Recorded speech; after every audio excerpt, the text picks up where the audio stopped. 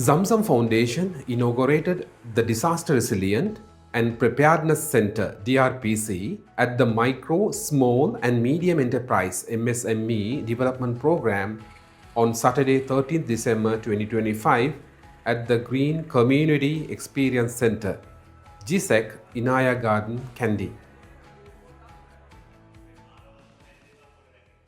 අපි තීරණය කරේ දම්දම් ආයතනය හැටියට ජාතික මට්ටමේ කටයුතු කරන ආයතනයක් විදියටත් මේ ආපදා පිළිබඳව වැඩ කරන ඒ සඳහා ඉතාම සැලසුම් සහගතව කෙටිකාලීන සහ දිගුකාලීන ක්‍රියාකාරකම් වැඩසටහන් කරන වැඩපිළිවෙලකට අපි ආ යුතුයි කියන ඒ තීරණය මත තමයි අපි මේ Disaster Resilience and Prepared Center කියන එක අද මේ අවස්ථාවේදී මෙහි ඊටාම ආඩම්බරයෙන් ඔබ සැමගේ සහභාගීත්වයෙන් අපි ආරම්භ කරනවා.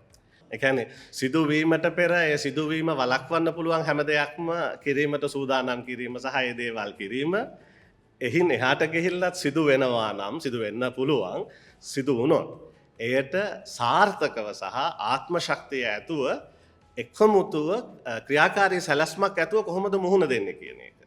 තුන්වෙනි කාරණයක් තමයි සිදු වුණාට පස්සේ ඇතිවෙන ඒ හානි පිළිබඳව ක්‍රියාත්මක කිරීම. ඉතින් මේ කරුණු තුන පදනම් කරගෙන තමයි අද දිනේ මෙම මධ්‍යස්ථානය මෙහිදී ආරම්භ කරන්නේ. අපි දන්නවා සමහර විට මේ වගේ අවස්ථාවකදී ඒ කියන්නේ නැවත ව්‍යාපාරයක් ගොඩනගා ගන්න, ව්‍යවසායකත්වයක් පටන් ගන්න අවශ්‍ය සම්පත් ප්‍රමාණය අපිට හිඟ වෙන්න පුළුවන්. එහෙම නැත්නම් ඒ සඳහා අවශ්‍ය කුසලතාවයන් වල හිඟයක් අපිට තියෙන්න පුළුවන්. ඉතින් මම හිතනවා මේ පදනම මගින් ඔවුන් ඉදිරියේදී කරන්න බලාපොරොත්තු වෙන වැඩසටහන් මගින් ඒ අපේ ව්‍යවසායකයන්ට අවශ්‍ය සම්පත් අතින් වෙන්න පුළුවන්, නැත්නම් අවශ්‍ය කුසලතා අතින් වෙන්න පුළුවන්. ඒගොල්ලෝ බල ගැනීම සඳහා අවශ්‍ය සහායක් ලබා දෙන්න හැකියාව ලැබෙයි කියලා. ඉතින් ඉතින් ඒ නිසා මේ කාර්යභාරය සම්සම් පමණක් නෙවෙයි හැම සිවිල් සමාජයක්ම හැම ආයතනයක්ම ප්‍රජා සංවිධානයක්ම විය යුතුයි. රජයත් එක්ක එක්කෝ යුතුයි. රජයයි සිවිල් සමාජය හැම එකම එක්කෝ වෙලා මේ ගමන ගියුත් තමයි අපි ඔය කියන resilience and preparedness process එකේ යන්න පුළුවන්. මුස්ලිම් එක්කනා, දෙමළ එක්කනා, සිංහල එක්කනා ඔක්කොම පන්සලට ගියා.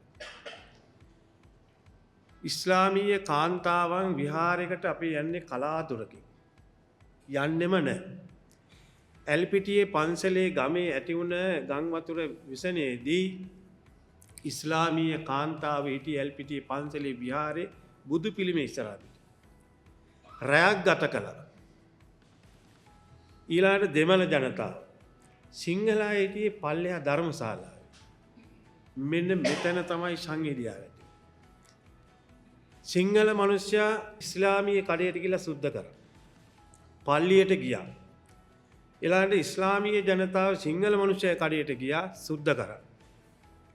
ඒ වගේම ඉස්ලාමීය ජනතාවටත් වතුර ටික දුන්නා, සිංහල මනුෂ්‍යයටත් දුන්නා, දෙමළ මනුෂ්‍යයටත් දුන්නා.